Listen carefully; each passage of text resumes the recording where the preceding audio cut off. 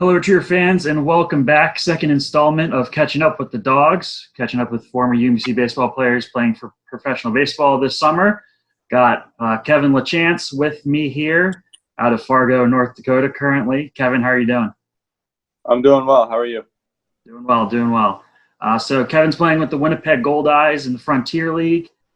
Kevin played with UMBC from the 2013 to 16 seasons. Got drafted by the Dodgers in the 2016 MLB draft.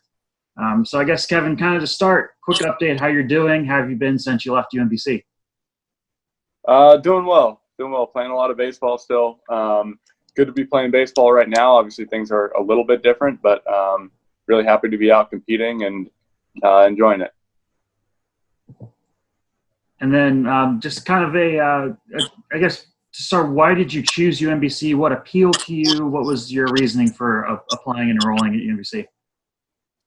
Yeah, I feel like I had a good connection with the coaches there. Coach Bowen was the recruiting coordinator at the time, and then obviously Coach Muma and the assistants. I had a few options that I was thinking about, but yeah, when I took my visit to UMBC, things just kind of felt right. I liked the guys on the team that I hung out with, and I had a good connection with the coaches, and I felt like it was a place where I could go and play for 4 years and enjoy myself. And like I said, a stellar 4-year career for the Retrievers. 198 games played. That's second most all time in program history. 232 hits, 44 doubles, 87 RBIs, and 82 stolen bases, which is most in a career for the program. You also have the most in a single season at 29. America East All-Conference first team, second team, rookie team, Louisville Slugger freshman All-American. Just a stellar 4-year career for the Retrievers. Just kind of reflect on your time playing with the Retrievers, and it kind of started out a little bit slow with the team when you first started your freshman sophomore years, but then that 2015 team had a major turnaround and got to the America East title game.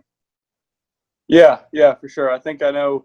I knew coming in that I was coming into a program that was rebuilding. I'm pretty sure the coaches were all new or like 1 or 2 years old at the time. So I knew that I was coming into a rebuilding thing, and that was something that I sort of embraced and knew that it was something that I wanted to do and come in and try and change the culture and get it back to being a winning team. So it was something that I enjoyed. It wasn't an easy process by any means, and there were a lot of other guys that played big roles in it. But I think that was something over the first year or two that, not that I started it. I think it started probably the year before, but really continued and really did the bulk of the work of trying to, change the culture and make sure that everyone was, putting in work to be a winning team. And I think that a lot of that is bringing in the right players and having the right atmosphere. So that was a lot of fun, going through that. And then obviously getting to, the last few years of my career where we were pretty successful and one of the better teams in the conference. And then culminating that following year after I left with the America East Championship.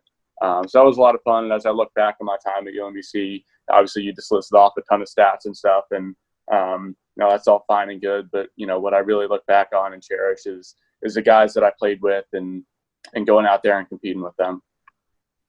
Yeah, and that's kind of the thing that a lot of people talk about, and especially people I talk to that played in the program, is that family type of atmosphere that the coaching staff really tries to instill in the team. So obviously that's something that really stuck with you as well. Yeah, for sure.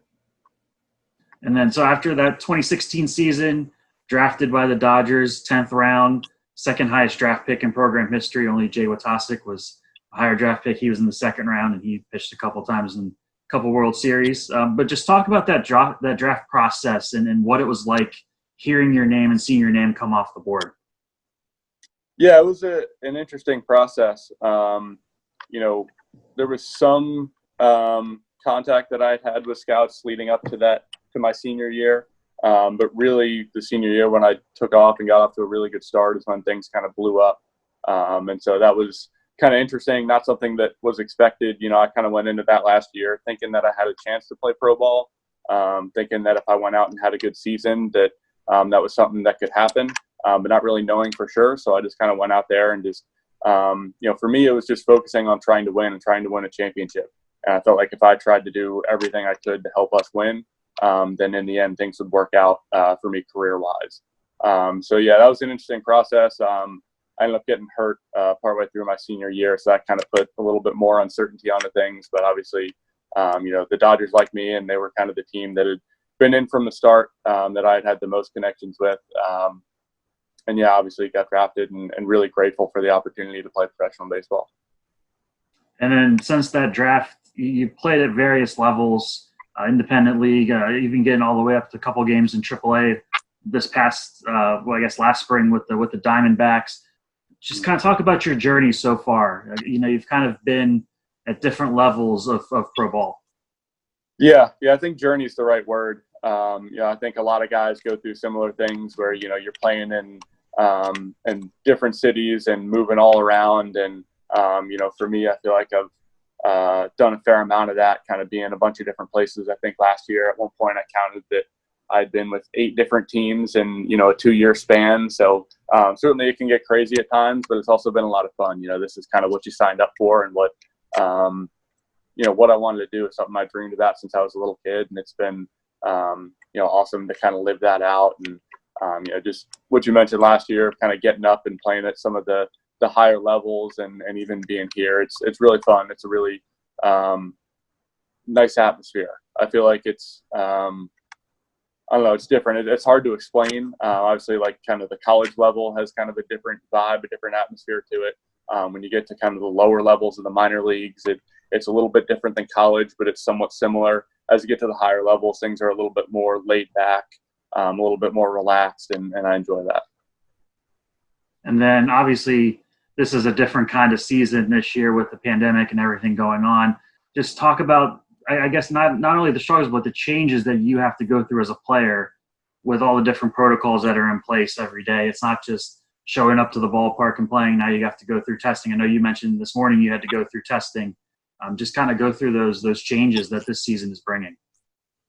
Yeah, it's definitely been different, but the baseball aspect has kind of brought a little bit of normalcy to it. You just have to be a little bit more careful.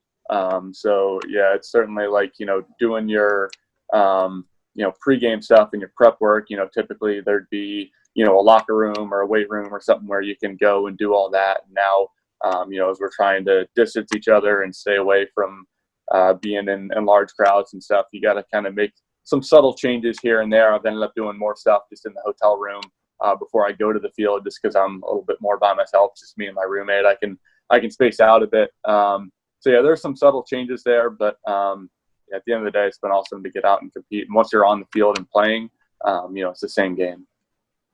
And then you're playing with the Winnipeg Goldeyes in the Frontier League. We talked to Terrence Pinkston last week, and how the Frontier League kind of as a whole shut down their operations, but allowed teams in certain areas to form kind of these pods, and just kind of talk about your pod where you're playing and how that's going for you. Yeah, so the season with the American Association started out with 6 teams. So it's a 12-team league. They kind of brought those 12 teams down to 6 teams. The players that were on the 6 teams that weren't playing were put into a draft for the other 6 teams. So it's really condensed league, which has made the competition really fun because it's a lot of the better players. But so the initial plan was to have 6 teams in 3 different hub cities: the Winnipeg Goldeyes and Fargo, Sioux Falls and St. Paul and Sioux Falls, and then Milwaukee and Chicago and Milwaukee. What's happened since then is that St. Paul and Chicago have both gotten permission from their cities to play at home. So now there's 6 teams, 5 of them are playing at home, and we're kind of the one team that's left playing in Fargo still, playing our home games there. Obviously with the border and stuff, there are issues that are brought up that makes it so that we're not able to play up in Winnipeg. So it's been different. I was talking about this the other day. It's just we're obviously grateful that Fargo's decided to host us, and that's given us a chance to play the season. But it's never going to be like we're playing a true home game. Like we're playing against Fargo and we're the home team, but they hit a home run, and the guys in the stands are all cheering for them, and we hit a home run, and it's just crickets, and no one is saying a thing. So it's a little bit different. But yeah, at the end of the day, it's kind of a different year, a different time right now, and to be playing baseball and playing in a league is something that we're all really grateful for. Yeah, and one of the things that Terrence mentioned last week was you kind of get these sort of rivalries forming because you're seeing a lot of these teams over and over again. Do you feel that with your team and especially you said with Fargo, you're the home team, but it's really their home ballpark with their home fans? Yeah, no, there's definitely some of that. I know the Gold Eyes had a rivalry with Fargo and a little bit with St. Paul, to my understanding, just from past years. So because those are two of the teams that are still playing this year, I guess it's even more so, especially like you said, us sharing with Fargo. There's kind of been a little bit of, I guess rivalry is the right word. It's just a little bit different because it's their home field, but like we're the home team. And so it's just been interesting kind of coordinating with them. And, I guess it's good for them because they get to play a lot more of their games at home and not have to travel. But yeah, there's definitely a little bit of that. And there's definitely a little bit of, a little bit more gamesmanship because you're seeing the same guys over and over again. They do start to learn how to pitch you. I was listening to Pinkston's interview and some of the stuff he was saying, and it's definitely true. Kind of what's going on with playing teams more often. And then I guess just kind of start to wrap things up here, but you're getting the chance to play professional ball, to live out your childhood dream. What kind of advice would you give to those kids watching this, not only just to play college baseball, but to get to where you're at and to play professional ball? Yeah, I'd just say to work hard. If it's something that you want, it's something that you want to do, that you dream of, then put in the work that's necessary to get there. For a lot of guys, there's no shortcuts to get to where we are.